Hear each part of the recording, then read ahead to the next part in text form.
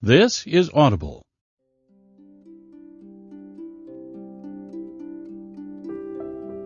Audible Studios presents Pride and Prejudice, written by Jane Austen, performed by Rosamund Pike.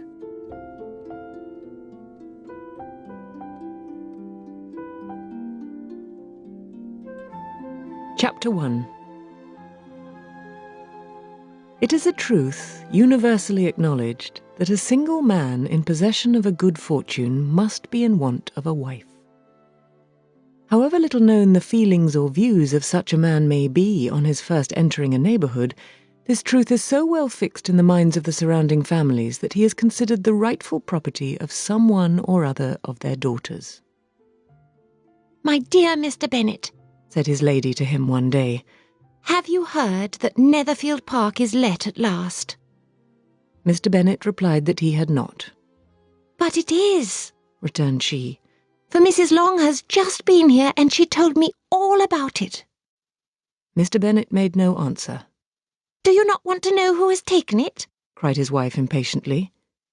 "You want to tell me, and I have no objection to hearing it." This was invitation enough. "Why, my dear, you must know.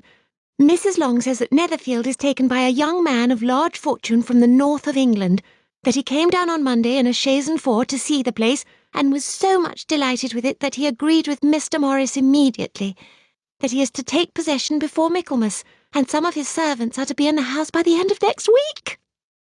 "What is his name?" "Bingley." "Is he married or single?" "Oh, single, my dear, to be sure. A single man of large fortune, 4,000 or 5,000 a year.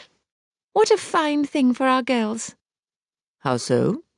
How can it affect them?" "My dear Mr. Bennet," replied his wife, "how can you be so tiresome? You must know that I'm thinking of his marrying one of them." "Is that his design in settling here?" "Design? Nonsense! How can you talk so? But it is very likely that he may fall in love with one of them, and therefore you must visit him as soon as he comes." "I see no occasion for that.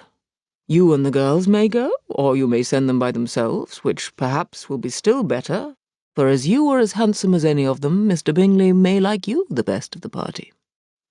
"My dear, you flatter me. I certainly have had my share of beauty, but I do not pretend to be anything extraordinary now.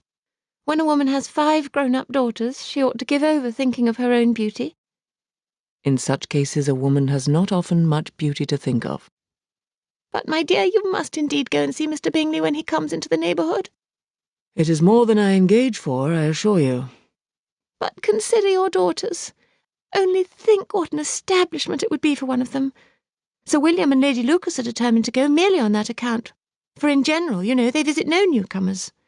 Indeed, you must go, for it would be impossible for us to visit him if you do not." "You are over-scrupulous, surely.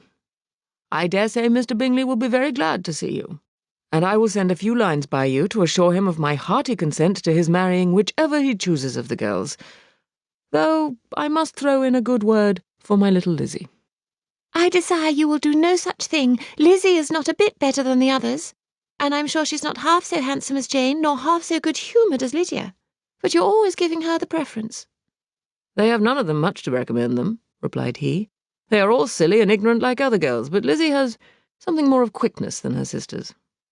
"Mr. Bennet, how can you abuse your own children in such a way? You take delight in vexing me. You have no compassion for my poor nerves." "You mistake me, my dear. I have a high respect for your nerves. They are my old friends.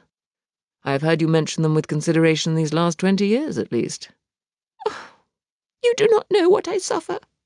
"But I hope you will get over it, and live to see many young men of 4,000 a year come into the neighbourhood." "It will be no use to us if 20 such should come, since you will not visit them." "Depend upon it, my dear, that when there are 20, I will visit them all."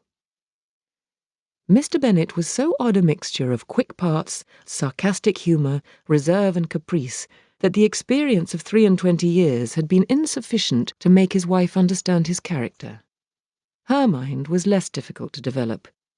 She was a woman of mean understanding, little information, and uncertain temper. When she was discontented, she fancied herself nervous. The business of her life was to get her daughters married. Its solace was visiting and news.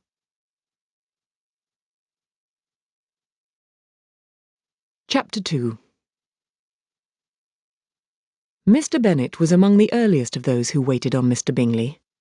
He had always intended to visit him, though to the last always assuring his wife that he should not go. Until the evening after the visit was paid, she had no knowledge of it. It was then disclosed in the following manner. Observing his second daughter employed in trimming a hat, he suddenly addressed her with, "I hope Mr. Bingley will like it, Lizzie." "We are not in a way to know what Mr. Bingley likes," said her mother resentfully, "since we are not to visit." "But you forget, Mamma," said Elizabeth, "that we shall meet him at the assemblies, and that Mrs. Long promised to introduce him." "I do not believe Mrs. Long will do any such thing. She has 2 nieces of her own. She's a selfish, hypocritical woman, and I have no opinion of her." "No more have I," said Mr. Bennet, "and I'm glad to find that you do not depend on her serving you." Mrs. Bennet deigned not to make any reply, but, unable to contain herself, began scolding one of her daughters. "Don't keep coughing so, Kitty, for heaven's sake. Have a little compassion on my nerves. You tear them to pieces."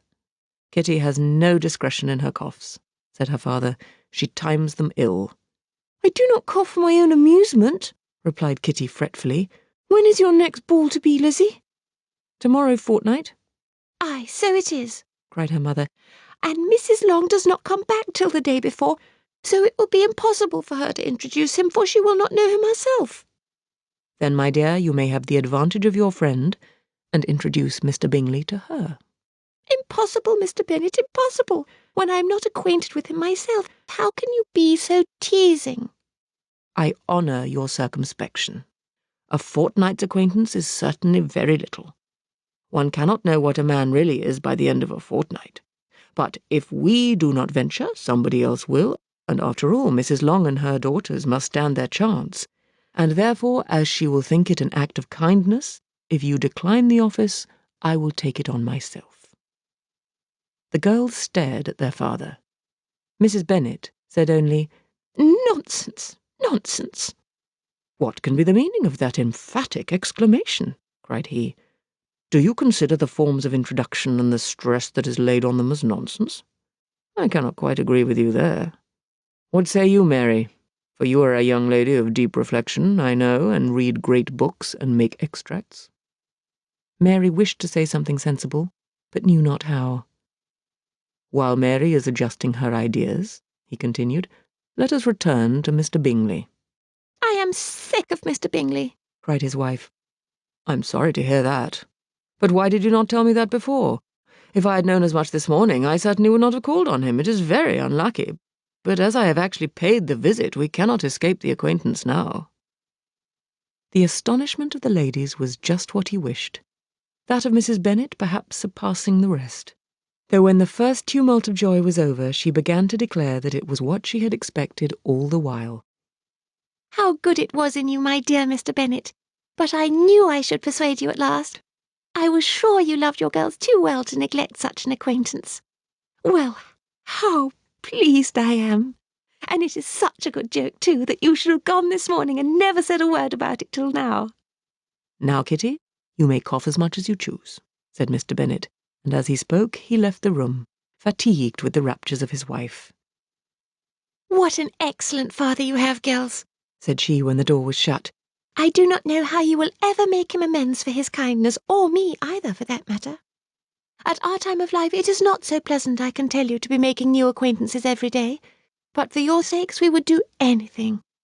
Lydia, my love, though you are the youngest, I dare say Mr. Bingley will dance with you at the next ball." "Oh," said Lydia stoutly, "I am not afraid, for though I am the youngest, I'm the tallest." The rest of the evening was spent in conjecturing how soon he would return Mr. Bennet's visit, and determining when they should ask him to dinner.